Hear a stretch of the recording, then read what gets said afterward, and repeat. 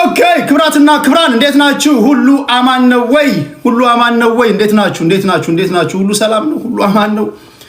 የቲክቶክ ላይ ነዋሪዎች እንዴት ነው? መተናል። ቴዲ ሐዋሳ ሲመጣ የመጀመሪያው የምታደርገው ጋጦጥ እዚህ አካባቢ እንዳላይ ጋጦጦች አለቃን በዚህ የሚከራከር ያለ አይመስልኝም። መተናል መንገዱን ለቀቅ ታደርጋለህ።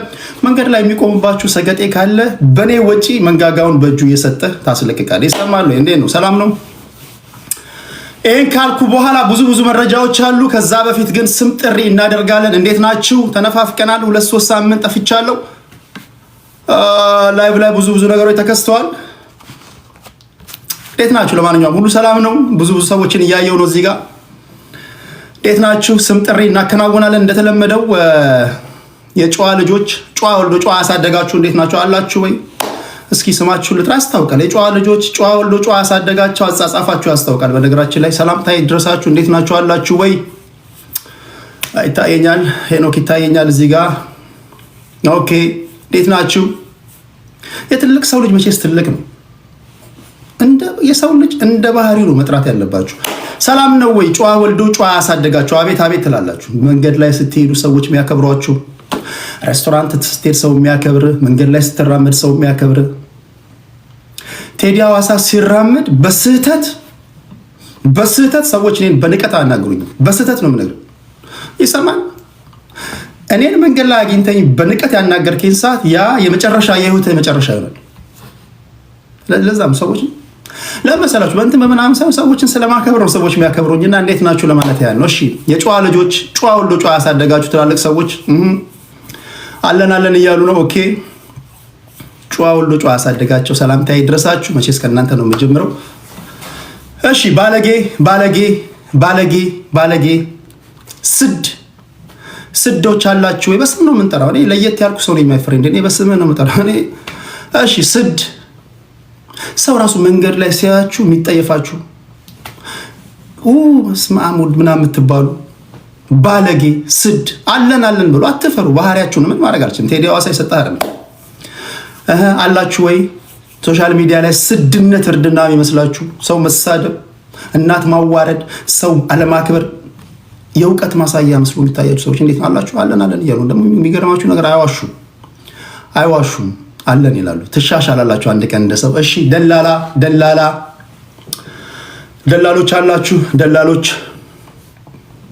በነገራችን ላይ ደላላ ማለት ሊሸጡ ያላሰቡ ሰዎችን እትትት ብለህ ማሸጥ መቻል ነው ድለላ ማለት እንጂ ባለቀ ጉዳይ ላይ መግባት አይደለም። ለምሳሌ ባሏን በሞት የተነጠቀች ሴት፣ ሚስቱን በሞት የተነጠቀ ሰው የሆነ ሰው ጋር ገብተህ እትት ምናምን ትላለህ። ይሄን ቤት እኮ ግንባሩን ብትወልፍ ብለህ እዛ ጋር እኮ ብሩ እኮ 2 ቤት ትገዛለሽ ምናምን ብለህ የምታሰምጡ አላችሁ። ድለላ እንደዛ ነው። ድለላ ማለት ሊሸጡ ያላሰቡ ሰዎችን እንዲሸጡ ማድረግ ነው። አላችሁ አለን እያሉ ነው። በነገራችን ላይ ከምሁራን በላይ አሪፍ ኑሮ የሚኖሩ ደላሎች ናቸው። ታውቃላችሁ? ደላላ ናቸው። ቁርጧ ጋር ያስወደዱብን እነሱ ናቸው። በየስጋ ቤቱ አይጠፉም። ደላሎች ልዩ ምልክታቸው ሆድ ወደ ፊት ቂጥ ወደ ኋላ፣ በዛ ላይ ሹራብ ይከታሉ፣ ቀበቶ ያስራሉ፣ ጃኬት ይደርባሉ። ደላሎችን በዛ ነው የምትለዩዋቸው። እነን ስቶፕ ያወራሉ። ትትትት ምናምን ሲሉ አይጣሉ፣ ሲያወሩ አይጣሉ።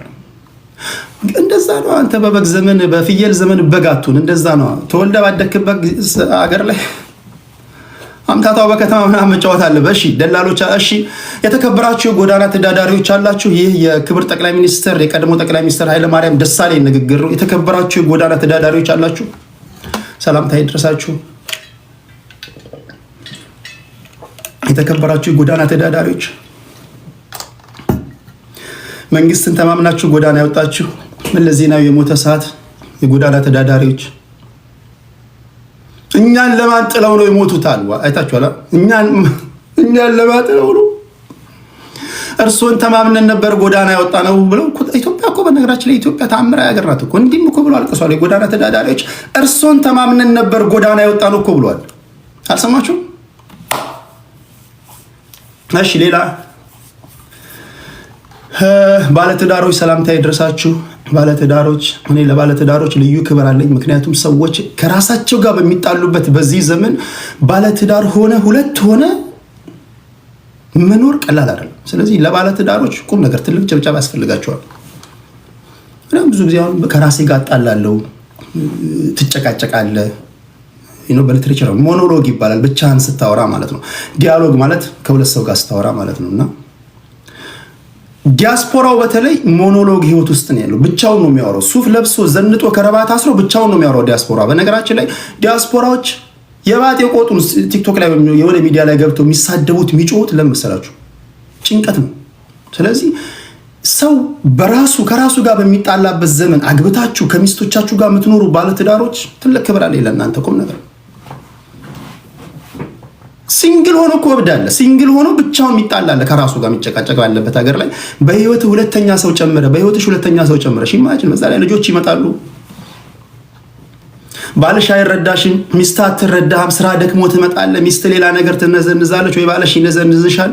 ይሄን ሁሉ ተቋቁሟቸው ያላችሁ ባልና ሚስቶች ካላችሁ ለእናንተ ልዩ ክብር አለኝ። እሺ ሌላ ማቀረ ሰባኪዎች ስትሉ ይሄን ነገር ሪከርድ አድርጉ። ይሄን ነገር አስታውሱኝ። ይሄን ስለ ኢትዮጵያ ኦርቶዶክስ ተዋሕዶ ቤተክርስቲያን ሰባኪዎች የምናገረው አንድ ንግግር አለኝ። አስታውሱኝ። ባታስታውሱኝ ምን ያስታውሳለሁ? ችግር የለውም እዚህ ስለጻፍኩኝ። እሺ ማቀረ ሁላችሁም ሰላምታ ይድረሳችሁ። እዚህ ጋር የምታዩኝ የማንኪያ ነገድ ቴዲ ይባላለሁ። በእግሬ መሬት እንጂ በአፌ ሰው አነካም። የሰዎችን ድንበር አከብራለሁ። በጊዜው ማለት ጊዜው የሰው ልጅ አከብራለሁ።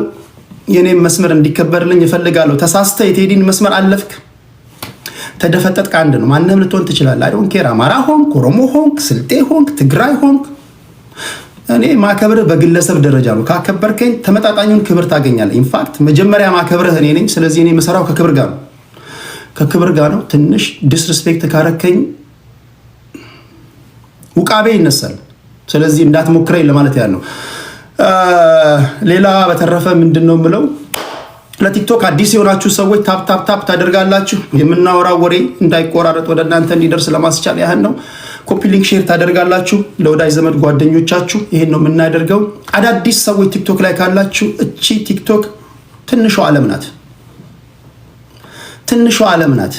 እብዶች አሉ እዚህ ውስጥ ኮመንት ከሚያደርጉ መሃል አብዛኞቹ እብዶች ናቸው።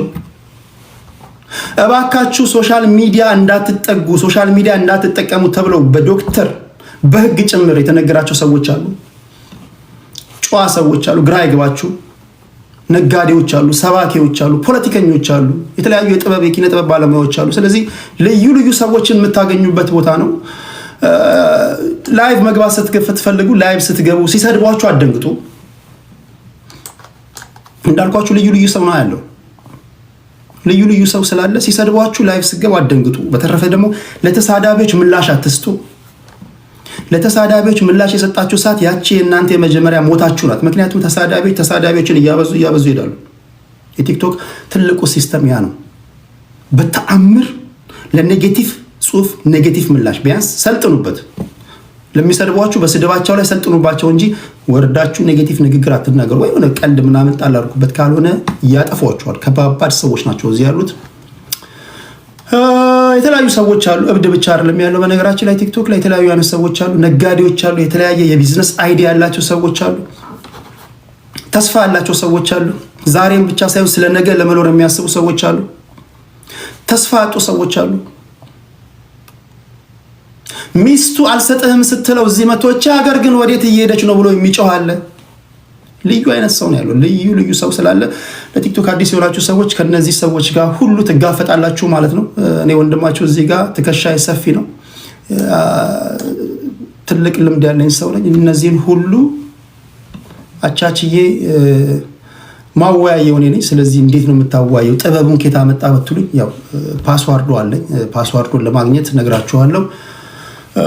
በፔይፓል ወይም ደግሞ በዜል ገንዘብ ከላካችሁ ፓስዋርዱ ነግራችኋለሁ። በዛ መንገድ እናንተ መጠቀም ትችላላችሁ ለማለት ያለው። ይሄን ካልኩኝ በኋላ ታፕ አድርጉ፣ ኮፒ ሊንክ ሼር አድርጉ። ብዙ ዜናዎች አሉ። የህዝብ ተወካዮች ምክር ቤት 5ኛ መደበኛ ስብሰባውን አካሂዷል። በዚህ ስብሰባ ላይ ጠቅላይ ሚኒስትር አብይ አህመድ የተናገረው ንግግር ሰምታችኋል። በዚህ ጉዳይ ላይ እንወያያለን። እኔ በወፍ በረር ከሄድኩባቸው በኋላ የእናንተን አስተያየቶች ይቀበላሉ። የት ትሄዳለህ? የምትሄድበት የለም አይደለ? ከጠዋት ጀምሮ ስትለፈልፍ ስትጮህ ነው ያልከው። አሁን እኔ መጥቼ እልሃለሁ፣ ታበርዳለህ፣ ትጨርሳለህ፣ ትሄዳለህ። ሚስት ካለ ከሚስት ጋር ተጣጥፈህ ትተኛለህ። ሚስት ከሌለ ብርድ ልብስ ውስጥ ገብተህ ትተኛለህ። ከቴዲ አናት ላይ ግን ትወርዳለህ። እኔ ማደርግልህ ፍጹም አይተህም ሰምተህም የማታውቀው ደረጃውን የጠበቀ ውይይት ነው ማዘጋጅልህ። ከቴዲ አናት ላይ ትወርዳለህ። ምንም ላደርግልህ አልችልም። እኔ ያንተ ፖለቲከኛ አይደለሁም፣ ያንተ ደጋፊ አይደለሁም፣ የፋኖ ደጋፊ አይደለሁም፣ የብልጽግና አይደለሁም፣ ህዋት አይደለሁም። እኔ አዋይ ነኝ። ስለዚህ ሜዳ ነው ማመቻችልህ። በምከፍትልህ ሜዳ የመጠቀም ያለመጠቀም መብቱ ያንተ ነው። ይሄን እናወራለን። የኤርትራ ማስታወቂያ ሚኒስትር የማነ ምላሽ ሰጥተዋል። ከመንግስት ወይም ደግሞ ከብልጽግና መንግስት የሚሰነዘርብን ትንኮሳ በበቂ ሁኔታ ለመመለስ፣ ለመመከት፣ ለማጥቃት ከተቻለም ለማጥቃት ከሞላ ጎደል ራሳችንን አጠናክረናል፣ ራሳችንን አዘጋጅተናል ብለዋል። በዚህ ጉዳይ ላይ እናወራለን። ሌላው ፊልድ ማርሻል ብርሃኑ ጁላ ፊት ለፊት ተናጋሪ ሰው ናቸው። ፊልድ ማርሻል ብርሃኑ ጁላ የኢፌድሪ ጦር ኃይሎች ጠቅላይ ኢታማዦር ሹም ፊልድ ማርሻል ብርሃኑ ጁላ ፊት ለፊት ተናጋሪ ናቸው።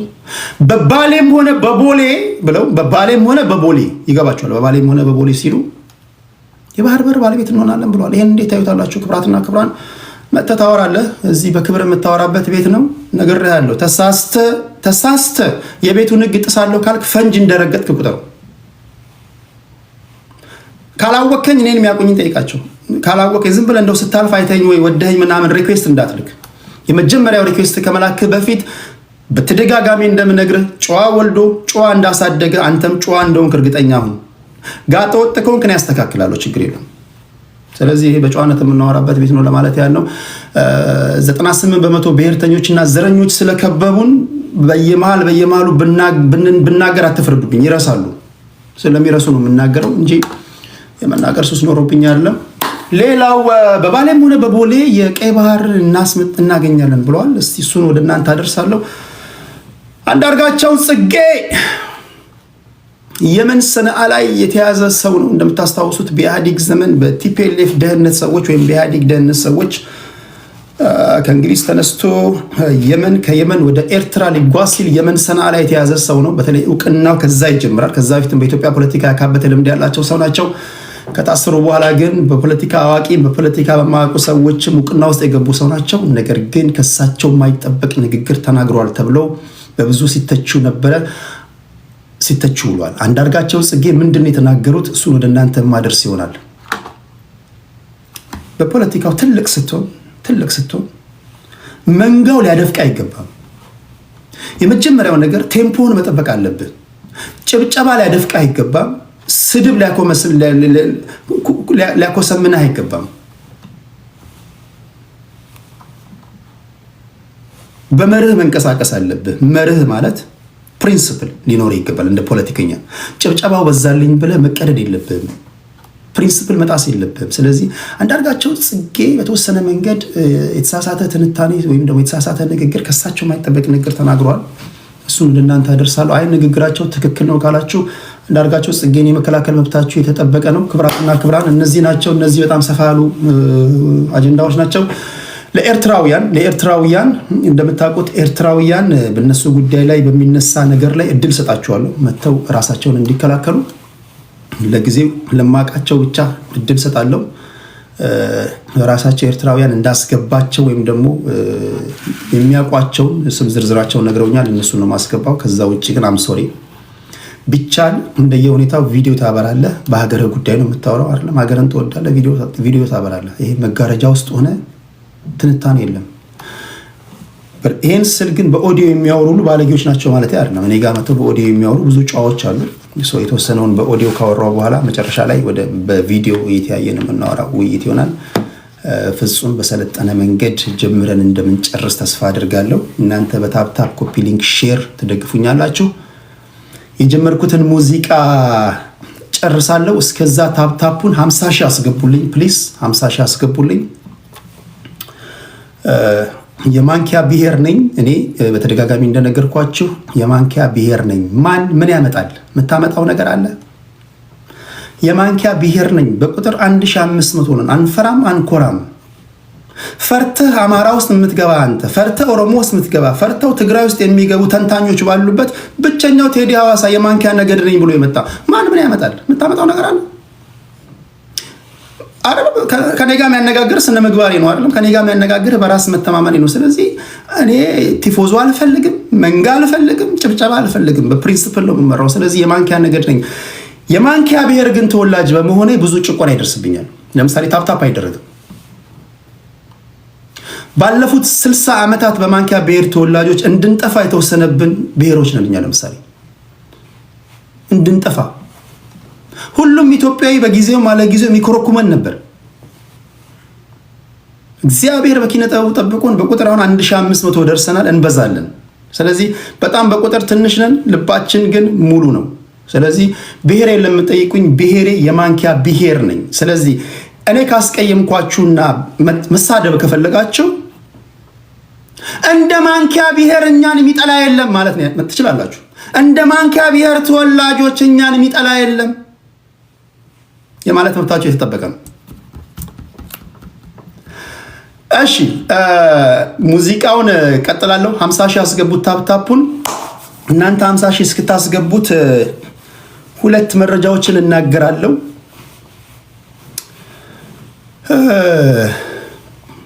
በጣም የሚገርማችሁ ነገር በጣም የማንኪያ ብሔር ተወላጅ እንሁን ቴዲ እንዴት ነው አባልነት ፎርም አለ ወይ? በጣም እንወድሃለን አባል እንሁን ትመቸናለህ የሚሉ በጣም ሚሊዮኖች አሉ። አይገርም? እነዚህን ብንቆጥር ከሚሊዮን እናልፋለን ሆነን ለመናገር እና እንመዘግባለን። የአባልነት መታወቂያ እንሰጣለን። ችግር የለውም። በውስጥ መስመር አናግሩን። የፍራኦል እና የቴምር ጉዳይ እሱ ለኖቬምበር 6 ነው። ደስ የሚለኝ ነገር የኔ ቤት አድማጮች ከሌላ የሚለያቸው አይረሱም። አትርሱ ካልኳቸው አይረሱም።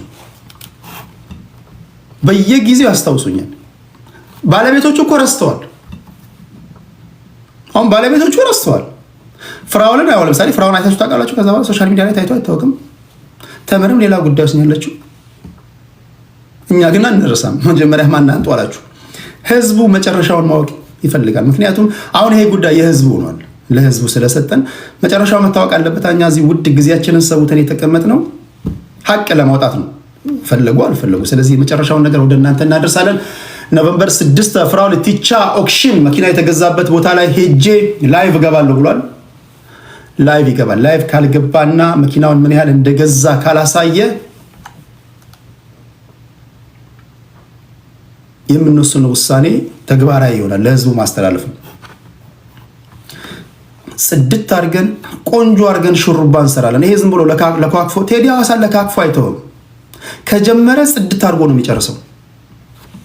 ሹሩባ ተሰርተ ጉዳይ ተዘግቶ ፋይል ተደርጎ ወደ መዝገብ ቤት ይላካል። ከዛ በኋላ እንግዲህ ከህዝብ ጋር መነጋገር ነው። ግን በስነ ስርዓት መልኩም በጠበቀ መንገድ ነው የምንሄደው። እዚህ ላይ መጭበርበር አለ ወይ ሌብነት አለ ወይ የምናየው ይሆናል። የምንጠብቀው ኖቬምበር 4 ቀን ነው። 4 ቀን ነው። ዛሬ ስንት ነው ቀን? 2 ነው። ከ4 ቀን በኋላ ማለት ነው።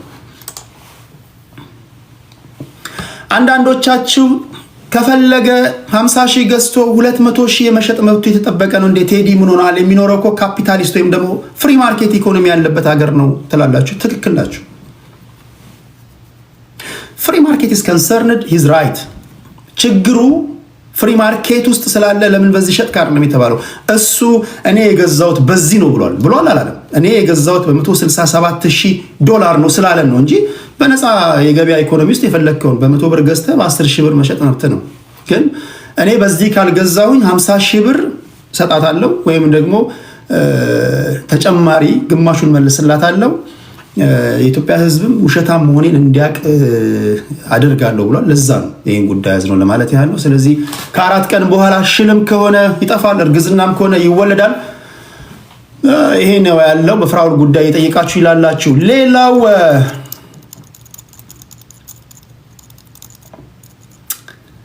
በሃይማኖት ጉዳይ ይሄንን ሪከርድ ብታረጉት ጥሩ ነው። ምንም እንዳመልጣችሁ። በሃይማኖት ጉዳይ እቺ ልበልና ወደ ሙዚቃ ሄዳለሁ። ከዛ ሰዎችን አስገባለሁ። እንደምታውቁት በሃይማኖት ጉዳይ የተለያዩ እምነት ሰዎችን ስናዋይ ነበር አይደል? በጋራ እኔ እንዳዋይ ሆኜ እናንተ ታፕታፕ እያደረጋችሁ ስናዋይ ነበር። የኢትዮጵያ ኦርቶዶክስ ተዋሕዶ ቤተክርስቲያን ብቻችንን በቪአይፒ እያዝልንና እናወራሉኝ። ኦኬ ብዬ ሩም ከፈትኩላቸው። ከዛ የነሱን አዩ የፕሮቴስታንቶች መጥቶ እንዴ እኛም ቪአይፒ እያዝልናል። ኦኬ ተያዘላቸው። ከዛ ሐዋርያቶች መጥቶ እኛሳ ቪአይፒ እያዝልን ማንም ሳይገባብን አስተምሮታችንን እንናገራለን። ኦኬ ብለን ሰማን። ፍቅር ሲዝም ራሱ ሳይቀር መጣ፣ ቪአይፒ ተያዘለት፣ ሰማን፣ አንድ ለአንድ አወያየን። አሁን ብዙዎቻችሁ በሃይማኖት ጉዳይ ላይ እንትናና እንትናን አወያያቸው ምናምን እያላችሁ ሜንሽን ስታደርጉኝ አይቻለሁ። ከነዚህ ውስጥ ያስደነቀኝን አንድ ነገር ልንገራችሁ። ኢትዮጵያ ኦርቶዶክስ ተዋሕዶ ቤተክርስቲያን ውስጥ ያላችሁ ሰዎች አይናችሁን ከገለጻችሁ፣ በተለይ ዲቤት ውስጥ እንግባ የምትሉ ሰዎች ብዙ ነገሮችን ተመራችኋል ብዬ አስባለሁ። የመጀመሪያው ነገር የኦርቶዶክስ እምነት ተከታዮች የቃል ሙላት እጥረት እንዳለባችሁ ካወቁ በጨዋ ቋንቋ ይነግሯችኋል። ለምሳሌ አንድ ከበደ የተባለ ሰውዬ ዲቤት እያዝልን ምናምን ብሎ በቃ ሞራሉ ከተነቃቃ ያዩትና ኦኬ እውቀት አለው ወይስ የለውም ምናምን ብሎ ከመዘኑ በኋላ እውቀት እንደሌለው ካወቁ በጨዋ ቋንቋ የመናገር ክህሎት አላቸው። እንዴት እንደሆነ ነግራችኋለሁ። ለምሳሌ ደበበ የሚባል ሰውዬ ነው እንበል። ከከበደ ጋር ዲቤት እያዝልኝ ካለ የኢትዮጵያ ኦርቶዶክስ ተዋሕዶ ልጆች ይሄዱና በጨዋ ቋንቋ ይነግሩታል።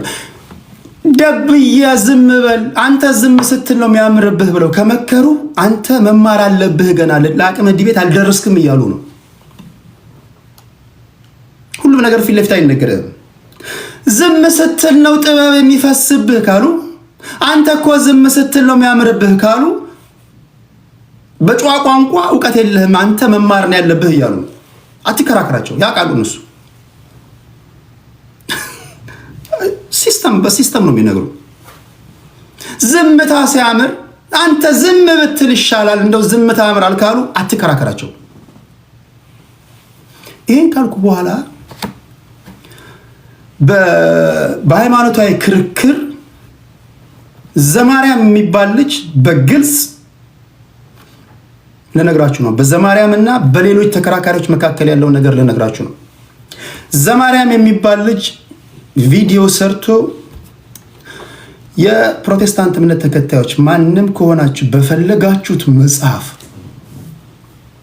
ልበ ሙሉነቱን በፈለጋችሁት መጽሐፍ እኔ ያለው አለ።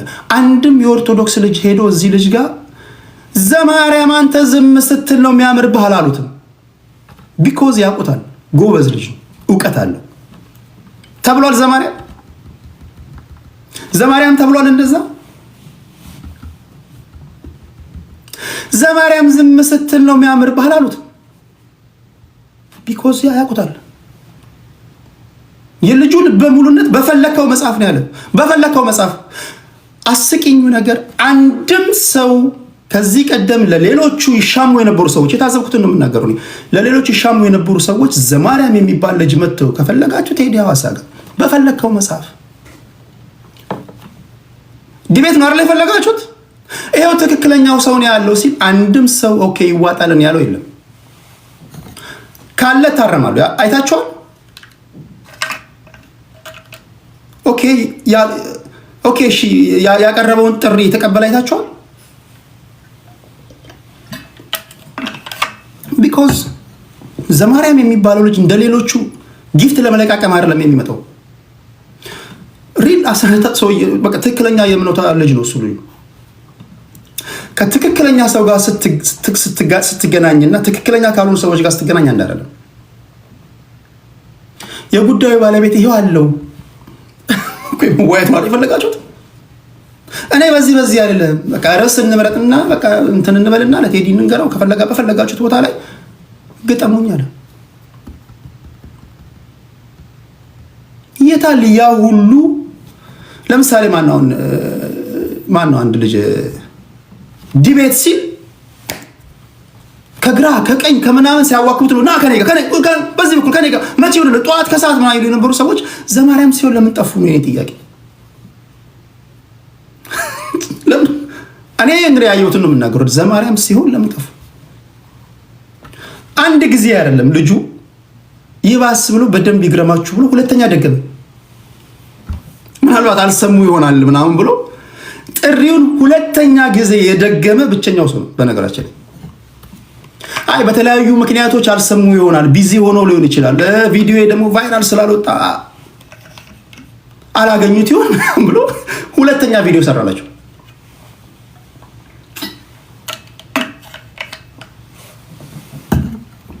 ዲያቆን ዘማርያም ፖይንቱ ምንድነው?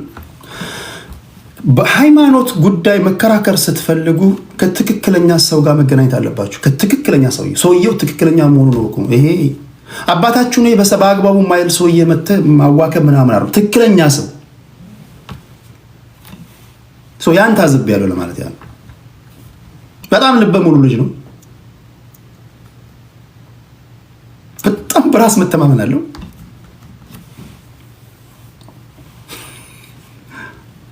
እኔ አየሁት ያን በሳምንቱ እና ይዋጣልን ይላል። 2 ጊዜ ቪዲዮ ሰርቷል። ምላሽ አላገኘም ልጁ ምላሽ አላገኘም።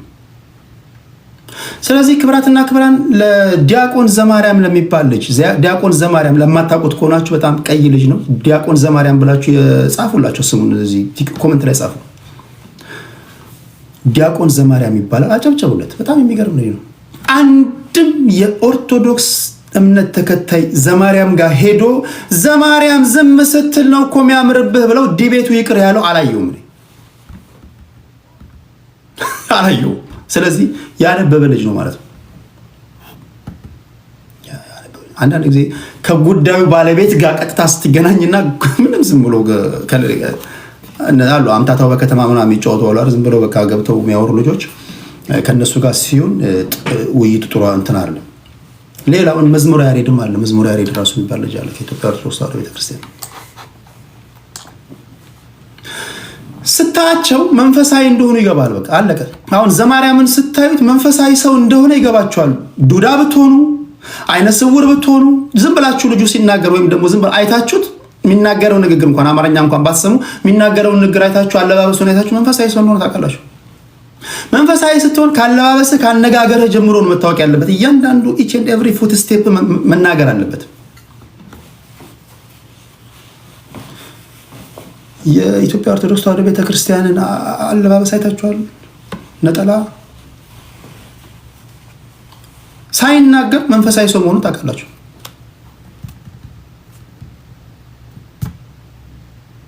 ስለዚህ ሶሪ እኔ በሳምንቱ ያየሁትን ነው የምናገረው። በሳምንቱ አይኔ ያየውን ነገር ነውና በጣም ያስገረመኝ ልጅ ነው። እንትን ይሉታል ምናምን ኦኬ ምናምን ይሉታል ብዬ ስጠብቅ ጭራሽ የዲቤትም እንትን የሚያነሳ ጠፋ። ጭራሽ ጠፋ የዲቤት እንትን ጠፋ። በቃ ልጁ አቀዘቀዘው ለማለት ያህል ነው። ዘማርያም አስደንቆኛል። በጣም የሚገርም ልጅ ነው። ይሄን ካልኩኝ በኋላ እናንተ እንዴት ናችሁ? ሁሉ ሰላም ነው ወይ? ሁሉ አማን ነው ወይ? ሁሉ አማን ነው ወይ? ሰዓት ለመቆጠብ ያህል ፖለቲከኞች ካላችሁ እናንተን አስገባለሁ። ወደ ፖለቲካዊ ጉዳዮች እንሄዳለን። ታፕ ታደርጋላችሁ። 50 ሺህ ሲሆን የህዝብ ተወካዮች ምክር ቤት 5ኛ መደበኛ ጉባኤውን ያከናወነው በዚህ በያዝነው ሳምንት ነው። ጠቅላይ ሚኒስትሩ እዛ የተናገሩት ንግግር በብዙዎቻችሁ ዘንድ አጨቃጫቂ ሆኖ አይቻለሁ። ለማንኛውም የጠቅላይ ሚኒስትሩን ንግግር አስደምጣችኋለሁ። ምን ታዘባችሁ የሚለውን ደግሞ ከእናንተ እሰማለሁ። የፊልድ ማርሻል ብርሃኑ ጁላ ንግግር አለ። በባሌም ማለት ወይ በጉልበት ወይ በጸባይ ከተቻለ በሰላማዊ መንገድ ካልተቻለ በጉልበት ማለት ነው እንግዲህ እንደሚገባኝ ከሆነ እና የአንዳርጋቸው ጽጌን የባህር በርን አስመልክቶ የሰጡትን አስተያየት ወደ እናንተ አደርሳለሁ። አንዳንድ ሰዎች በመለስ ዜናዊና በአብይ አህመድ መካከል ያለው ልዩነት ለማየት እየሞከሩ ነው። እሱንም ወደ እናንተ ለማድረስ ሙከራ አድርጋለሁ። ከዚህ ቀደም የነበሩ መሪዎች የባህር በርን አስመልክቶ ምን ተናገሩ? መለስ ዜናዊ ምን አሉ? ያዕቆብ ታዋቂ የህግ ሰው ናቸው። በተለይም ደግሞ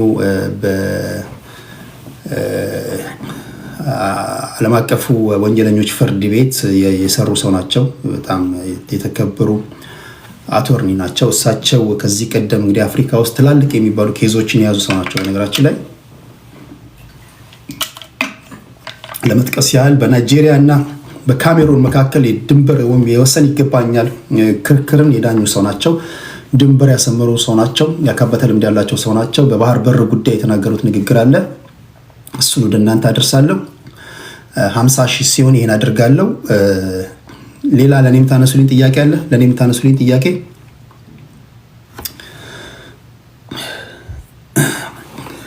እኔ ዝም ብለህ ስም ስለጠራህልኝ እኔ የመጀመሪያው ነገር ቴዲ ቤት ይዋጣልን ብለን አልፎ ያጁን ሁሉ አላወያይም። ያማል እንዴ? ዝም ብለህ መጀመሪያ እኔ ላቅህ ይገባል ላይ ይገባል። አንዳንድህ የምትመጣው ለጊፍት ነው። አንዳንድህ የምትመጣው የሆነ ነገር አጀንዳ ወይም ቫይራል ለመውጣት ነው። ስለዚህ ይዋጣልን ስላልክ ብቻ እኔ መድረክ ከፍቼ ይዋጣልህ አይደለም። መጀመሪያ መታወቅ አለብህ ማለት የወጣህበት እምነት ራሱ ሊያውቁ ይገባል። የቃል ሙላት እንዳለ የሚያውቁ መሆን መቻል አለባቸው። ዝም ስትል ነው የሚያምርብህ ማትባል መሆን መቻል አለብህ። ዝም ስትል ነው የሚያምርብህ ካለ አንድ ሰው ደደብ ነህ ማለት ነው። አንተ መማር አለብህ እንጂ ዝምታዬ እኮ ያምራል፣ ዝምታዬ ቅኔ ነው ምናምን እንዳትል። አንዳንድ ሰዎች በቅኔ ነው የሚነግሩ ወይም ደግሞ በአሪፉ በጨዋ ቋንቋ ነው የሚነግሩ። ለመከራከር ከመምጣት በፊት ዝም ስትል ነው የሚያምርብህ እንደማትባል እርግጠኛ መሆን መቻል አለብህ ለማለት ያህል ነው። እሺ 46 ሺህ ገብተናል። ሌላ ጥያቄ ያለ? ፍራውል ጠፋ። ከ4 ቀን በኋላ የፍራውል ጉዳይ ወደ እናንተ የምናደርስ ይሆናል። እሱን ተናግሬያለሁ። ኦክሽን ሄጄ ላይቭ ገባለሁ ብሏል። ወይም ደግሞ የገዛውበትን ደረሰኝ ሃርድ ኮፒን ፕሪንት አድርጌ ያመጣለሁ። ካላመጣሁኝ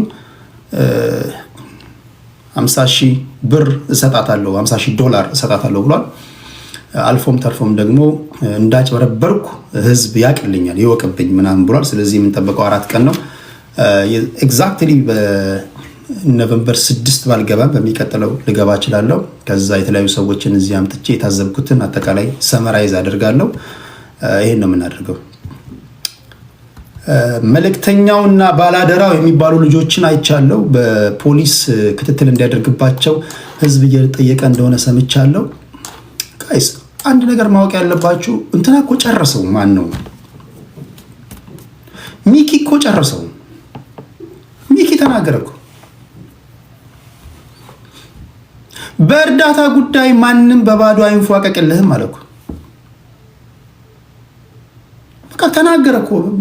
ማንም አይንፏቀቅልህም። እኔ አባት ልጅ ወይ እናት ልጅ እኮ አይደለሁም ምናምን አለ። ባላደራው ብሎ መልእክተኛው ብሎ ተከናነበ፣ ተደባበቀ፣ ጨዋጨዋ መሰለ፣ ጻድቅ መሰለ። ጀስት የመጀመሪያ ነገር እርዳታ ራሱ ለመሰብሰብ ስትጀምር ራሳቸው እንደሚናገሩት ግማሹ የመንፈስ እርካታ ነው ጥቅማችን ይላል፣ ግማሹ ደግሞ በገንዘብ ነው ጥቅማችን ይላል። አይ ዶንት ኖ የመንፈስ ነው የገንዘብ ነው፣ እናንተ ፍርዱን ስጡ። እኔ እርካታው አይ ዶንት ኖ ሰው በልዩ ልዩ መንገድ ሊረካ ይችላል። እርዳታ ስሰበስብ እረካለሁ። ባሌ ከሚያስደስተኝ በላይ እኔ እርዳታ ስሰበስብ ምረካው ይበልጣል ምትል ሴት ልትኖር ትችላለች። እንዴት ነው የሚያረካሽ ምናምን ብለን እኛ እንግዲህ ማፋጠጥ አንችልም። የሆነ ሆኖ እርዳታ ለርካታ ነው የሚሰሩት፣ ለጥቅም ነው። ፍርዱ ለእናንተ። እሺ ሌላ ጥያቄ እሺ 49 ሺህ ገብተናል። ይሄን ሙዚቃ ለ2 ደቂቃ አሰማችሁና ወደ ጠቅላይ ሚኒስትሩ ንግግሮች እንሄዳለን። ከማሰማችሁ ንግግሮች መካከል ይሄ ነው። ሁላችሁ ወይ ነበራችሁ ወይ ሰምታችኋል። ካልሰማችሁ አሁን ገብታችሁ ዩቱብ ላይ ስሙት። የመጀመሪያው ስብሰባ አሰብ ነው የሚለው ይሄን ንግግር ትሰማላችሁ። ኦኬ በከፍተኛ ደረጃ ለህልውናችን ስጋት ላይ ወድቀናል ብለው የመኖር ያለመኖር ጥያቄ አድርገው አብይ ህልውናችን ያጠፋ ኢትዮጵያ መንግስት አሰብን ለሚያዝ ሲሄድ አሰብን ስጧቸውና እናንተ በጎን በኩል አዲስ አበባን ያዙ ያሉት አንዳርጋቸው ጽጌ ናቸው። እሳቸውን ንግግር አስደምጣችኋለሁ። በቦሌም ሆነ በባሌ ወይ በሰላማዊ መንገድ ካልሆነ በጉልበት የባህር በር እናገኛለን ያሉት የጦር ኃይሎች ጠቅላይ ኢታማዦር ሹም ፊልድ ማርሻል ብርሃኑ ጁላ ናቸው። ይሄን አስደምጣችኋለሁ። ክብራትና ክብራን ምን ቀረ ሌላ? እነዚህ ናቸው ዋና ዋና ጉዳዮች። እስኪ እዚህ ጋር ይህን ጥያቄ በእንጥልጥል ብናቆየው ይሻለናል ያለው ለዘላለሙ በአሰብ ወደብ የመጠቀምን ጉዳይ የዓለም አቀፍ ሕግን ተንተርሰን አናነሳም ያልንበት የባህር በር ማጣታችንን ትክክለኛ እንደሆነ እንድናስብ ያደረገን ሰው እጅህ ተቆርጦ እጅህ ቢኖር አላስፈላጊ የሆነ መሰንዘር ውስጥ ትገባና ፖሊስ ይዛል፣ ላይፍ ሚዘረብል ይሆናል። ስለዚህ እጅ መቆረጡ ትክክል ነው ብሎ እንደመናገር ማለት ነው። አንዳንድ ሰው ይሄ ምንድነው ከዚህ ንግግር ጋር ይሄ ስቶክሆልም ሲንድሮም ነው የሚባለው። ስቶክሆልም ሲንድሮም አንዳንድ ጊዜ በተደጋጋሚ ስለሰማ ነው ትክክል ነው ብለን ተቀብለነዋል። ትክክል ነው እኮ ምናምን። ብዙ ጊዜ አንድ ነገር ውሸት ደጋግመህ ሰውን ስትቀልበው ወይም ደግሞ ጭቆናን መልሰ ስትግታቸው ተጨቋኞች መጨቆናቸው እንደውም መጨቆናቸው ለጭቆና የተፈጠሩ ልዩ ሰዎች እንደሆኑ እንዲያስቡ ታደርጋቸዋል። የባህር በር ማጣታችን የባህር በር ያስፈልገናል ብለን ማንሳት ነውር እንደሆነ ታቡ እንደሆነ ነግረውናል ማለት ነው። የቀድሞ ጠቅላይ ሚኒስትር መለስ ዜናዊ ናቸው። እሳቸው ጉዳይ ላይ አስተያየት እንሰጣለን።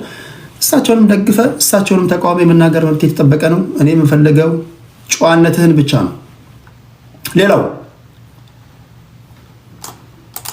አዛቢን ወደብ አልነበረውም እና 100 ሚሊዮን ህዝብ ወደብ ይዘጋበት የሚል ስምምነት በምንም አይነት ተቀባይነት አይኖረውም ነበር። ይህንን ጥያቄ የሚያቀርብ ሰው ቢኖር ኖሮ እንደውም ኮኸን አደራዳሪ የነበረው የአሜሪካው ተወካይ በድርድሩ ወደ መጨረሻው ገደማንቴ ይህን ያህል ህዝብ 100 ሚሊዮን የሚጠጋ ህዝብ በእግር መንገድ ርቀት እንዴት ወደብ አልባ ይሆናል? እንዴት ወደብ ይዘጋበታል? ሲል አቶ መለስ አንተን ይህን የሚያገባህ ነገር አይደለም ብሎ ጮኸ። የሚያገባህ ነገር የለም። ኮኸን ማለት የደርግ ሰዎች ባለቀ ሰዓት ላይ ከኢህአዴግ ታጣቂዎች ጋር ኢህአዴግ ሆነዋል። የዛን ጊዜ ሻዕቢያ፣ ኢዲዩ ወይም ደግሞ ብአዴን እነ ኦነግ አንድ ላይ አላያንስ ፈጥረው ከደርግ ሰዎች ጋር ለመደራደር ባለቀች ሰዓት ተስፋዬ ገብረ ኪዳን የ6ቱ ቀን ፕሬዚዳንት በነበረበት ሰዓት መንግስቱ ኃይለማርያም ወደ ዚምባብዌ በኮበለሉበት ሰዓት ለንደን ላይ ሄደው ነበር እና ለንደን ላይ በነበረው ጉባኤ ላይ ያወያያቸው ያደራደራቸው ዝም ብሎ የለበጣ ድርድር ነው። ሄርማን ኮኸን እንዲህ 100 ምናምን ሚሊዮን ህዝብ እንዴት ነው የባህር በር አልባ የምትሆኑት? ይሄ ኖርማል ነው እንዲህ ምናምን ብሎ መለሰ ሲያናግረው የሚያገባህ ነገር የለም አንተ ጀስት በዚህ ጉዳይ ላይ እንዳገባ ምናምን አላቸው። እኚህ ናቸው ዛሬ ሶሻል ሚዲያ ላይ በዚህ እኔን ጉዳይ እንዳይነሳ በዚህ ጉዳይ እንዳንገባ መጀመሪያ በውስጥ ጉዳይ ላይ አተኮር ምናምን የሚሉ የተፈለፈሉብን እኚህ ናቸው። እነዚህ ያደፈቋቸው ናቸው። ዛሬ እዚህም እዛም ቢርመሰበሱባችሁ መጀመሪያ በውስጥ ጉዳይ ላይ መጀመሪያ የተቀደደውን ቂጥን ስፋ፣ መጀመሪያ ጉልበትን ስፋ ምናምን የሚሉ ሰዎች ቢበዙ አይግረማችሁ። ስቶክሆልም ሲንድሮም የዛ ተጠቂዎች ናቸው። ይሄን ወደ እናንተ አደርሳለሁ፣ ሰዎችን አስገባለሁ። ሙዚቃ ልጋብዛችሁ፣ ወዝወዝ እንላለን። 53,000 ልክ 60,000 ሲሆን እንቀጥላለን። ኦኬ፣ ለሙዚቃው ከልብ ነው ማመሰግነው። ማሚላ ኪቺኒ፣ ቴዲ አፍሮ ደግሞ በወላይትኛ ሙዚቃ ደግሞ ጨፈረ ብላችሁ ቴዲ ወላይታ ነው ብላችሁ ወላይታዎችን ተሳደቡና ዕዳ እንዳይመጣባችሁ። በእኔ ጉዳይ ማትሰዳደቡት የለም። ከሲዳማ ጋር ከወላይታ ጋር አንዴ ኦሮሞ ሲመስላችሁ ኦሮሞ ነው ብላችሁ ከኦሮሞ ጋር አይ የለም አማራ ነው ሲባል ከአማራ ጋር በእኔ ምክንያት ዘንድሮ ብሔር ብሔረሰብ እንዳትጨራረስ። ወላይታ በጣም ነው የምወዳችሁ። ቴዲ ደግሞ ወላይታ ነው ብላችሁ ደግሞ ቪዲዮ ስሩ አሏችሁ። እኔ የማንኪያ ብሔር ተወላጅ ነኝ ለማለት ያለው። እሺ ወደ ፖለቲካዊ ጉዳዮች እንሄዳለን። ታፕታፕ ላደረጋችሁ፣ ኮፒ ሊንክ ሼር ላደረጋችሁ ልባዊ ምስጋና ይድረሳችሁ። ይሄ በብዙዎች የሚጠበቅ ትልቅ አጀንዳ ነው።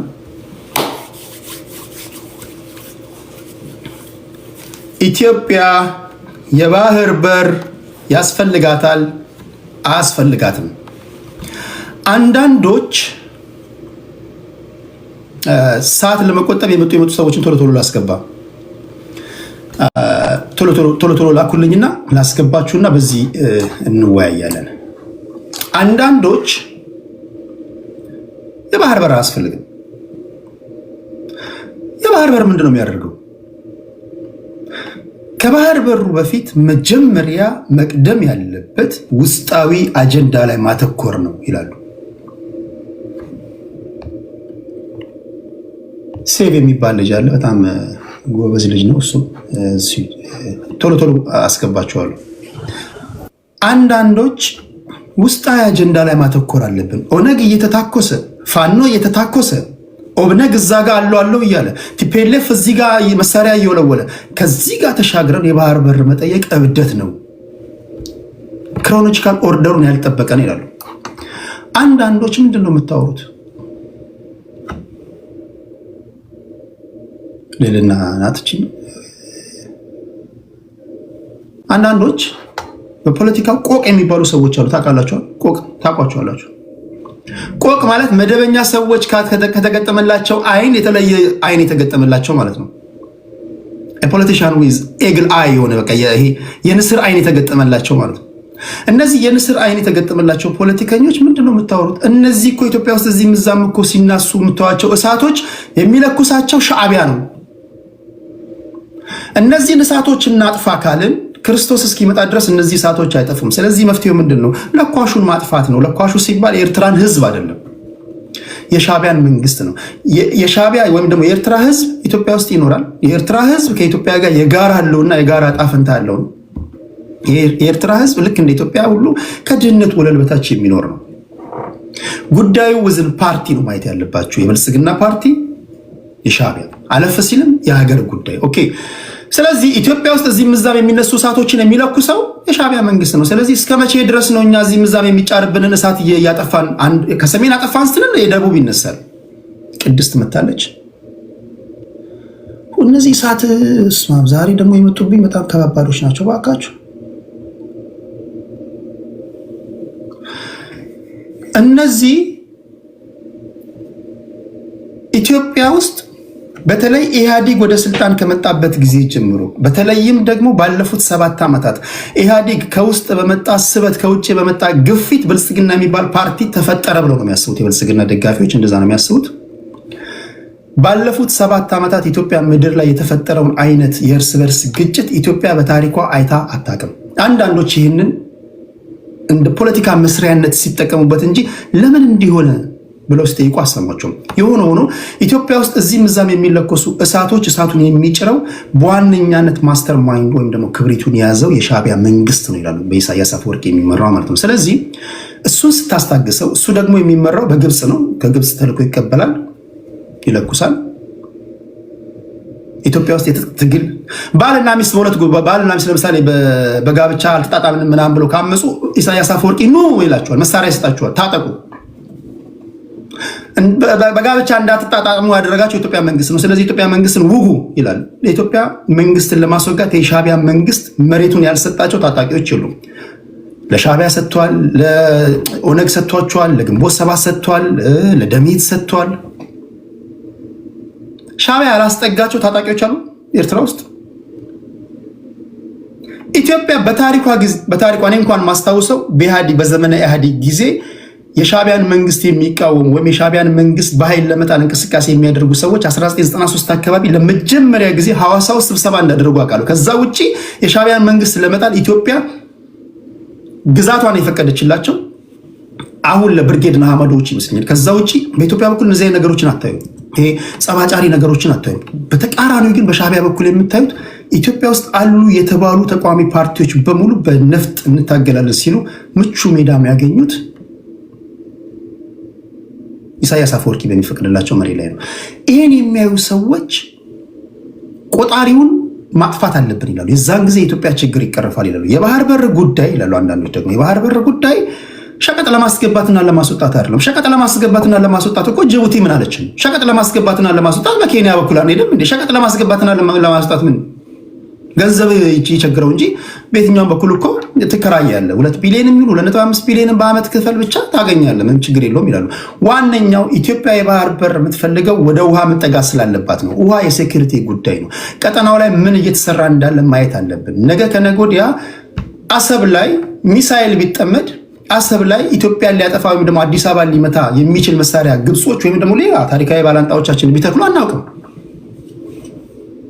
ስለዚህ ውሃ ጋር መጠጋት አለብን። ውሃ ጋር የምንጠጋው ሸቀጥ ለመላክና ለማስገባት አይደለም። ይሄ የብሔራዊ ደህንነት ጉዳይ ነው። በናሽናል ኢንተረስት ጉዳይ ደግሞ የትኛውም ዓለም ሲሪየስ ነው እንደምታውቁት። ስለዚህ አሁን ያለው መንግስት የሚያነሳው እንደዛ ነው የሚያነሳው። በተረፈ ደግሞ ሰጥቶ በመቀበል ሞክረናል ይላሉ። በመንግስት በኩል ሰጥቶ ለመቀበል የሞከሯቸው ሙከራዎች ምንድናቸው? እናንተ የምትናገሯቸው ይሆናሉ። እኔ ግን ሲናገሩ የሰማኋቸው ንግግሮች ኦኬ፣ ከዚህ ቀደም የአሰብን ወደብ ለማደስ ይህን ያለ ርቀት ሄድናል ብሏል ጠቅላይ ሚኒስትሩ። ጀነሬተር አመተናል፣ መንገዱን ሰርተናል። የሆነ ሰዓት ላይ እንደውም የጋራ ወዳጃችን ከሆኑ ሀገሮች ተነጋግረን ወደቡን ለማሳደስ እንቅስቃሴ ስንጀምር አይ ብለው ከለከሉ። የዛን ጊዜ ነው ነገሩ እንደተበላሸ ይገባን ይላሉ። አሁን ጥያቄው ይህ 130 ሚሊዮን ህዝብ፣ ይህ በልዩ ልዩ ጉዳዮች የተደበላለቀ ህዝብ፣ ይህ እናቶቹ አባቶቹ በዱር በገደል ለዚች ሀገር ዋጋ የከፈሉለት ህዝብ የባህር በር አቶ ላንድ ሎክድ መሆኑ ተገቢ ነው ብላችሁ ታስባላችሁ ወይስ አታስቡ? ይሄን ነው የምናወራው። ከዚህ ጋር በተያያዘ 2-3 ቪዲዮዎችን አስደምጣችሁና እዚህ ጋር ለመጡ ለማከብራቸው ሰዎች የልባቸውን ወይም ደግሞ የተሰማቸውን እንዲናገሩ እድል ሰጣችኋለሁ። ለኤርትራውያን ለማቃችሁ ኤርትራውያን ካላችሁ አስገባችኋለሁ። የማቃችሁ ብቻ ካልሆነ የማላቃችሁ ከሆናችሁ በሚያውቋችሁ ሰዎች በኩል ማለት ለምሳሌ አያና የሚያውቅህ ከሆነ ኦቴዲ እንትናን አስገባው ኤርትራዊ ነው ካለኝ ሪፈር ላይ ያደርግ ይገባል። ወይ እንዳልክ ወይ ሴቭ ወይ ልዕልና ወይ ቅድስት እዚህ ውስጥ ያሉ ሰዎች ሊያውቁህ ይገባል። እኔ ካላወቅኩ አም ሶሪ። ምክንያቱም ኤርትራውያን ያስገባውና ያስተነተንከው ሰውዬ ኤርትራዊ አይደለም ቢሉኝ የምትታወቁ መቻል አለባቸው ለማለት ያ ነው። እሺ፣ ለማንኛውም ጠቅላይ ሚኒስትር አብይ አህመድ ይህን ተናገሩ።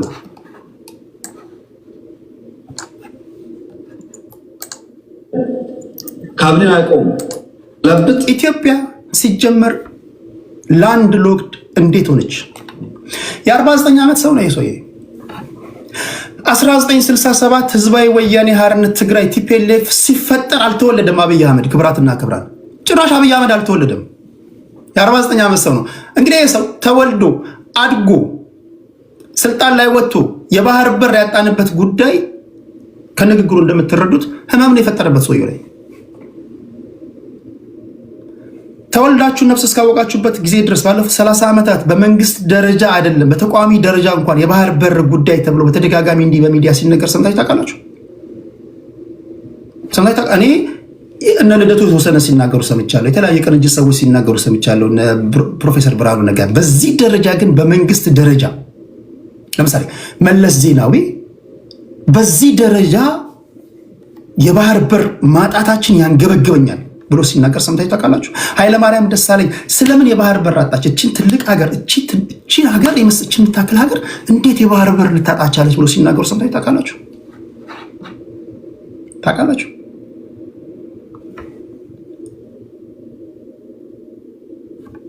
እኔ አላውቅም። ካለ ታረማለሁ። የሀገር አስተዳዳሪ ከሆንክ ሌላ ዶሜስቲክ ፖለቲካውን ድራማ ምናምን ትጫወታለህ። ነገር ግን በጋራ ጉዳይ ላይ ግን ንግግርህ ከልብህ እንደሆነ ከፊትህ መነበብ አለበት። አብይ አህመድ የባህር በር ቢያመጣልህ አይዋኝበትም። አብይ አህመድ አሁን 49 ዓመቱ ነው። በተፈጥሮ እንኳን ህይወት እንኳን ይኖር እንኳን ቢባል አብይ አህመድ ከዚህ በኋላ እንደው ላይፍ ኤክስፔክታንሲ ኢትዮጵያ ውስጥ እንትን ነው እንደው 70 አይደለም። አብይ አህመድ ነው እግዚአብሔር ነው ማለት እድሜ እንትን የሚለው የሚሰጠው እግዚአብሔር ነው። ግን እንደው ከዚህ በኋላ አሁን የኖረበትን እድሜ እንኳን አይኖርም ነው። ኢትዮጵያ ውስጥ ላይፍ ኤክስፔክታንሲ አሁን ባለው ሁኔታ 48 ወይ 49 ቢሆን ነው። ግን ይሄ ሰውዬ አሁን የኖረበትን 49 ዓመቱ ነው የኖረበትን እድሜ እንኳን አይኖርም። ምናልባት አብይ አህመድ የባህር በር ያስፈልጋቸዋል ብሎ ኢትዮጵያ ቢያመጣ ቢሳካለትና ቢያመጣ ሲሞት ወደ መቃብሩ ይዞት ሄደ። አንዳንዱ እኮ አብይ የባህር በር ያስፈልገናል የሚለው እኮ ሲቀበር ይዞት ሊሞት ነው የሚሏል። እንደዛ ብሎ የሚያስበው ወይም አንዳንዶች የባህር በር ጉዳይ መናገር ያለብን እኛ ሆነን ሳለን እንዴት ይሄ ሰውዬ ተናገረ ከሚል ሞቲቭ የሚናገረው ነው። ንግግሩ ትክክል እኮ ነው። የዛሬ 30 ዓመት ምናምን ዓመት እኮ ሲናገሩት የነበረው ነው ሰውየው። ንግግሩ ትክክል ቢሆንም እንዴት አብይ አህመድ ተናገረው የሚሉ አሉ። አንዳንዶች የፖለቲካ ልዩነት ቢኖራቸውም ከአብይ አህመድ ጋር ንግግሩን ግን ይደግፋሉ። እናንተ የትኛው ውስጥ እንደሆናችሁ አላውቅም። አይ ዶንት ኖ። አብዛኞቻችሁ ስትቃወሙ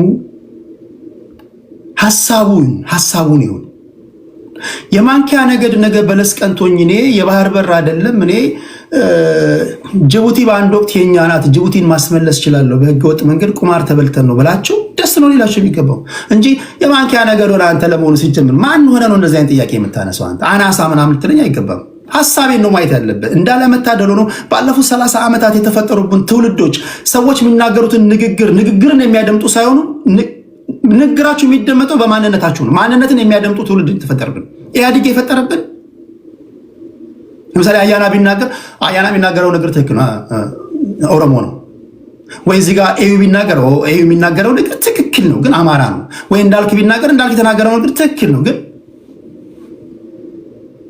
ማንነት እንዴት አደምጣለህ? አሁን እኛ የተፈጠረብን ትልቁ ችግራችን ምን ንግግራችን የሚጣፍጥ ቢሆን ማንነት ነው የሚደመጠው። ለዛ ነው ብሔሩ ምን ይሆን ቴዲ ለምሳሌ እንደዚህ ልበ ሙሉ ነው እውነት ነው፣ ግን ይሄ ልጅ የማንኪያ ነገድ ነው፣ ግን 1500 በቁጥሩ ነው እንደዚህ ልበ ሙሉ የሆነው አይመስለኝም። ምን አገባ? ንግግሬ ነው ማድመጥ ያለብን። ስለዚህ አብይ አህመድ አሊ የሚናገረው ንግግር ትክክል ነው ትክክል አይደለም፣ ይሄን ነው ማውራት ያለብን። ሐሳቡ ላይ ነው ማተኮር ያለብን። እስኪ ስሙት። የለም ካቢኔን አይቆም። ባለፉት 30 ዓመታት ኢትዮጵያ ውስጥ የባህር በር ያጣንበትን ጉዳይ ለኢትዮጵያ ሕዝብ ይፋ ተደርጓል። እንደ ክብራትና ክብራ ይፋ ተደርጓል። እኔ አላቅም። እኔ እንግዲህ ከልጅነት የጀምሮ ሚዲያ ውስጥ ያደኩ ልጅ ነኝ።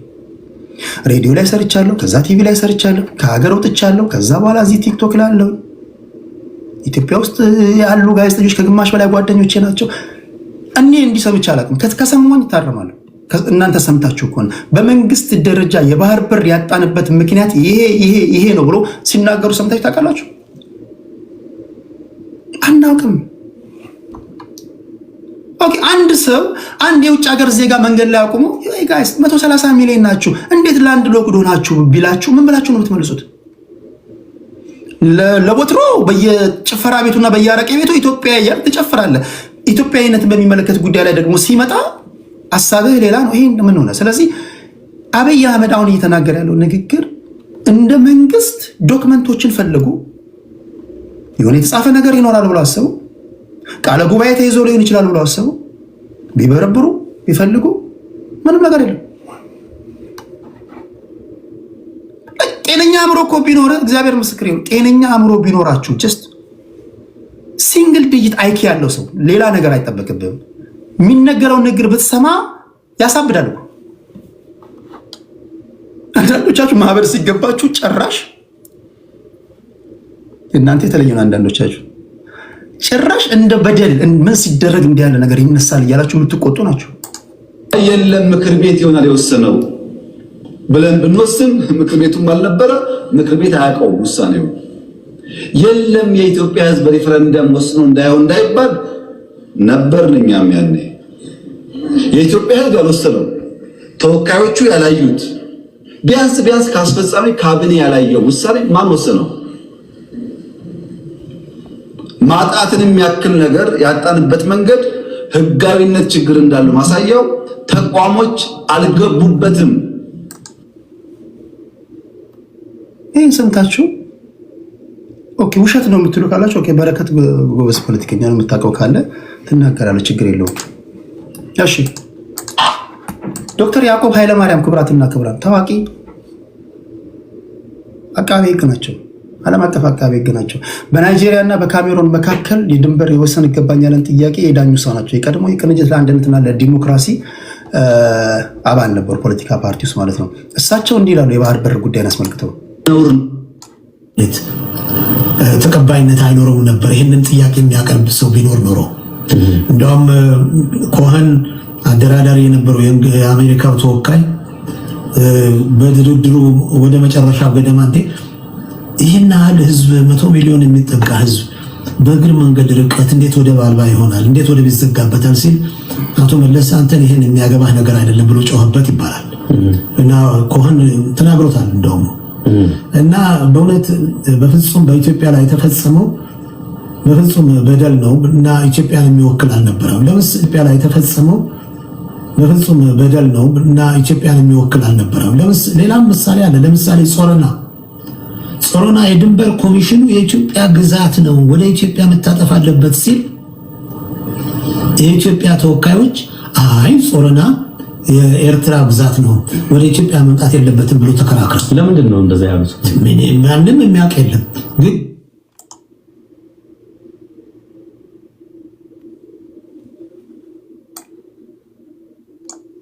መለስ ዜናዊ እንደምስሙት አንስተን ልንደራደር፣ ልንከራከር፣ ልንጨቃጨቅ እንችላለን። ከኤርትራ ጋር መብቱ አለን ይህን ጥያቄ ለማንሳት። በጉልበት የሰው ሀገር መያዝ ነው እንጂ ማንችል። በአሁኑ ሰዓት ይህን ማድረግ ይጠቅመናል አይጠቅመንም በሚል ነው ያየ ነው። ቢጠቅመን ኖሮ እንሄድበት ነበር። አይጠቅመንም የሚል ግምት ነው ያዝነው። ብሩ አሁን ኦኬ እንደ አንድ ጤነኛ ሰው መጠየቅ ያለባቸው ይሄ ሰውዬ ከኤርትራ ጋር በጉልበት ብንሄድ አዋጣንም ብለን ነው የተውነው እንጂ የባህር በር ስለማስፈልገን አይደለም ማለት። ኦኬ ጥሩ ነው። በህይወት በነበረ ሰዓት መለስ ዜናዊ በሰላማዊ መንገድ የባህር በር ልናገኝ የምንችልበትን ነገር ለኤርትራ መንግስት አቅርቦ ሰምታችሁ ታውቃላችሁ? ኦኬ ድብድቡ ጦርነቱ ይቅር፣ በሰላማዊ መንገድ ያጣነው በአግባቡ አይደለም፣ ያጣነው በህጋዊ መንገድ አይደለም፣ ያጣነው በትክክለኛ መንገድ አይደለም፣ የባህር በር ያስፈልገናል፣ አዳኛ መደባደብ ስለማንፈልግ ነው፣ ጦርነት ይብቃን ስላለ ነው ብሎ ሲናገር ሰምታችኋል? በሰላማዊ ሳትጠይቅ ኦኬ ድብድቡን ተው፣ በሰላማዊ መንገድ መጠየቅ ከጠየቀ አዎ ጠይቋል ካላችሁ ከሰማችሁ ነው ይታረማሉ። የመጨረሻው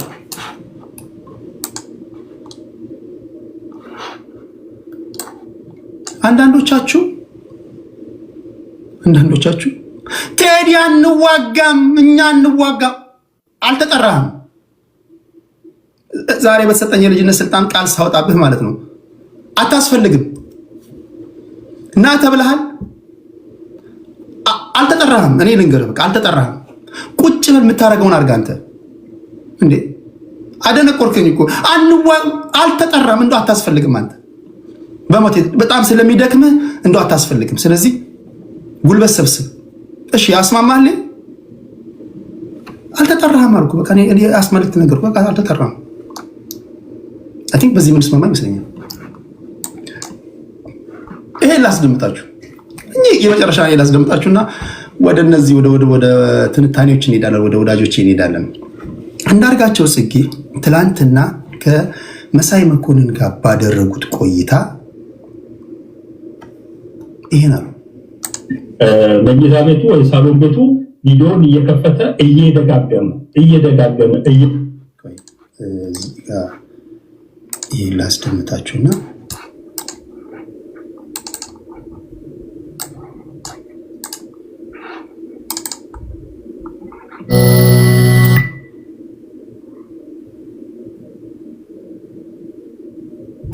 እስኪ ንግግር አድምጡት። አሰብን ይዛለሁ ብሎ በሚንቀሳቀስበት ሰዓት ላይ ለምን ኤርትራ ያለ የሌለ ኃይሏን አሰብ ላይ ታውላለች? ያለው ያዘው ብላ በኢትዮጵያ ውስጥ በጣም በከፍተኛ ደረጃ ለህልውናችን ስጋት ላይ ወድቀናል ብለው የመኖር ያለመኖር ጥያቄ አድርገው አብይ ህልውናችን እንዲያጠፋ ተነስቷል ብሎ የሚያስቡና እየተዋጉ ያሉ ኃይሎች አሉ። የኤርትራ መንግስት እኮ እነዚህ ኃይሎች እኮ ከኤርትራ መንግስት ጋር ለመተባበር እኮ ምንም የሚከለክላቸው እኮ የሞራል እንትን የለም። ምክንያቱም ህልውናቸውን አብይ አደጋ ላይ የጨመረ ናቸው። እነዚህ ኃይሎች ከኤርትራ ኃይል ጋር ተደምረው ከላይ ወያኔ ፋኖ ሌሎችም ሆነው ተደምረው አሰብን እዛ ያዝ እኛ ቀጥታ አዲስ አበባ እንመጣልሃለን ብለው ማርች ያደርጉ ወያኔ በ15 ቀን ደብረ ሲና የደረሰው እነሱ ለመሆኑ 2 ሳምንት ይፈጅባቸዋል። የትኛው ወታደር ነው የሚያቆማቸው? የትኛው ድሮኑ ነው የሚያቆማቸው? የትኛው ጀቱ ነው የሚያቆማቸው? ለመሆኑ አም ሶሪ ብታጣም ቢቸግርህ አእምሮ ቢለቅ እኔ በተሰጠ እንደው ማህበረሰብ ውስጥ እንደሚልመሰመስ ትንሽዬ ልጅ ልምከረ እዚህ ግባ ማለት ባልጅ በስህተት በሀገር ጉዳይ አትደራደር። እፍረቱና ውርደቱ ዘላለም ይከተላል። እንደው ለውሸት እንኳን ቢሆን ለውሸት እንኳን ቢሆን ፐብሊክ ላይ አትናገር። አንዳርጋቸው ጽጌ አሁን ይህን ንግግር እችን ምድር በህይወቱ እስኪሰናበታት ድረስ አብራው ትኖራለች። ኢትዮጵያውያን ከሻዕቢያ መንግስት ጋር በሚዋጉበት ሰዓት አሰብን ለማምጣት ኢትዮጵያውያን ከሄዱ የኤርትራ መንግስት አሰብን ለኢትዮጵያውያን ሰጥቶ በጓሮ በኩል ሄዶ አዲስ አበባን መቆጣጠር ነው ያለበት ብሎ የሚመክር ኢትዮጵያዊ ፖለቲከኛ ነው ቢባል